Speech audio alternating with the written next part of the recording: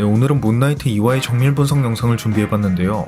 먼저 이번 에피소드에는 문나이트의 코믹북 기원을 담고 있는 이스터에그가 다수 발견되었는데, 이는 앞선 영상에서 언급했던 QR코드가 웨어울프 바이 나이트 33편과 연동된다는 것과 함께 지난 에피소드의 QR코드 또한 웨어울프 바이 나이트 32편과 연동된다는 점, 공개 수배 중인 그의 정보 속 1975년이라고 적힌 연도 또한 문나이트의 코믹북 데뷔 연도였다는 점, 또 버스 위로 보이는 글씨 또한 웨어울프 바이 나이트 32편을 의미하는 것이기 때문이었죠.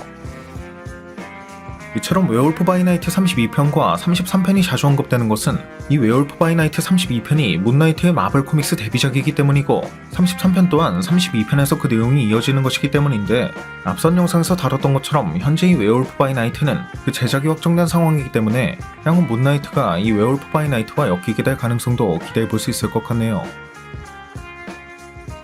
참고로 이번 에피소드에는 영국 비밀정보부인 MI6가 언급되기도 했는데, Area 51, but MI6 bonkers, bro.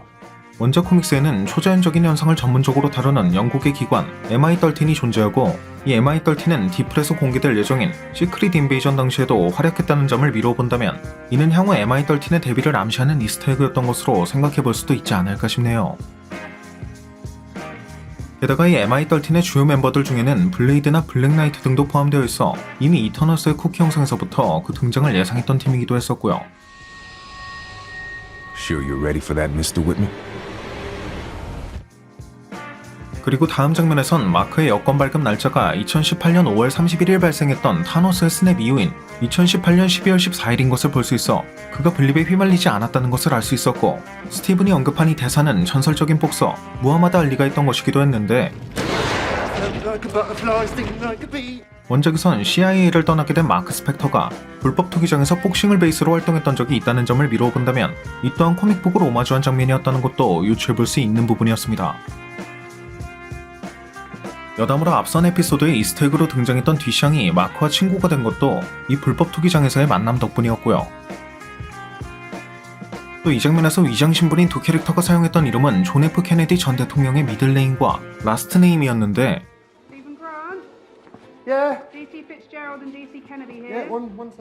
원작 코믹스에는 실제로 이 존 F 케네디 전 대통령이 35대 미국 대통령으로 등장했던 적도 있었기 때문에 상당히 재밌는 언급이었던 것을 느낄 수 있었죠.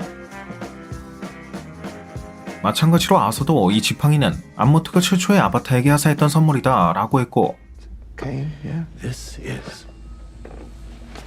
Amit's gift to her first avatar. 앞선 영상에서 설명했던 것처럼 과거 고대 이집트로 돌아가 파라오 라마투트가 되었던 캉도 지팡이 형태의 아티팩트를 사용한 것을 볼 수 있었기 때문에 이 또한 원작 코믹스의 한 부분을 오마주한 대사이자 캉이 암모트의 첫 번째 아바타였다는 것을 암시하는 것이 아니었나 싶습니다. 심지어 앞선 영상에서 전했던 것처럼 로키 시즌2는 문나이트와 같은 감독이 그 제작을 맡기도 했기 때문에 그 확률은 더욱 높은 편으로 예상해볼 수 있을 것 같네요. 이 장면에서 그 붕대 사이로 금속이 생성되는 것은 앞선 영상에서 신의 금속 아다만틴의 가능성을 고려해볼 수 있을 것 같다고 설명했던 적이 있었고요. 또 이번 에피소드에선 고고학자들이 처형당하는 것처럼 죽었다고 언급되는 것을 볼 수 있었는데, 원작에선 부시맨 용병단이 민간인을 비롯한 고고학자들을 학살했고 마크가 이에 반대하는 과정에서 부시맨에게 죽임을 당할 뻔했지만 콘슈의 조각상 앞에서 그의 아바타로 부활했던 것을 본다면 이 고고학자들을 처형한 것 또한 마크가 아니라 부시맨 용병단 같은 집단이었을 가능성도 고려해볼 수 있을 것 같네요. 그리고 이번 에피소드의 마지막 부분엔 이집트로 향한 마크가 베로운드 술에 취해 있는 것을 볼 수 있었고, 깨진 거울 속에는 스티븐으로 보이는 인격이 여전히 갇혀있는 것을 알 수 있었는데, 여기서 한 가지 흥미로운 점은 거울 속 스티븐의 주먹이 피에 물들어 있다는 점으로 앞서 보여주었던 그의 성품을 미루어 본다면 이처럼 주먹이 피에 물든다는 것은 상상하기 힘든 것인데다가 I feel like I can scarcely move. It's alright, just breathe through it. Gets easier. 용병으로 활동했던 마크 또한 과거 본인이 죽을 뻔했던 이집트에서 이렇게 무방비한 상태로 술에 취해 있다는 것도 조금은 프로답지 못한 행동이었기 때문에 어쩌면 거울에 갇혀있는 것이 마크인 것이고, 이처럼 술을 마시고 있는 나태한 모습이 제3의 인격인 것을 예상해볼 수 있지 않을까 싶네요. 참고로 이 제3의 인격에 대한 힌트는 엔딩 크레딧 속 마크의 얼굴이 총 3개로 보인다는 점이나 원작 코믹스에도 제이크 로클리라는 또 하나의 인격이 존재한다는 점, 심지어 앞선 에피소드에선 스티븐이 이 직원에게 데이트를 신청한 기억이 없었고, Are you asking me out? 마크도 레일라에 대한 마음이 진심인 것을 알 수 있어 굳이 다른 여자에게 데이트를 신청할 이유가 없다는 점, 스티브는 채식주의자라는 것이 1, 2화 모두에서 강조되었음에도 불구하고 굳이 먹지도 못할 스테이크 가게를 예약했었다는 점, You're a vegan, right? Yeah.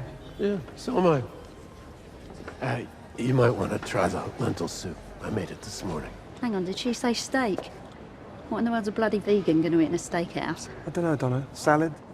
Bread? 또 모두 그의 이름을 잘못 부른다는 점을 통해서도 눈치챌 수 있는 부분이었는데 Nice guy. Stevie, Am I? that better not be you again. Sorry.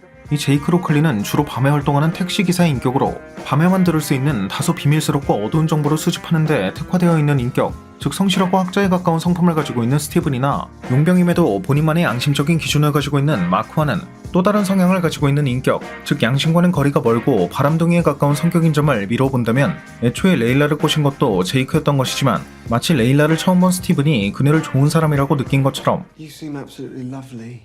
당시 마크도 레일라에게 호감을 갖게 되었던 것이고 그렇기 때문에 엔딩 크레딧엔 두 개의 반지가 보여줬던 것이 아닐까 싶네요. 따라서 1, 2화에서 볼 수 있었던 다소 의심스러운 장면들은 모두 제3의 인격인 제이크 로클리의 소행이었던 것을 유추해 볼 수 있지 않을까 싶습니다. 오늘 준비한 영상은 여기까지였습니다. 오늘 준비한 영상도 재밌게 보셨다면 구독과 좋아요 그리고 알람 설정 한 번씩 눌러주시면 대단히 감사하겠습니다. 그럼 지금까지 올루원이었습니다.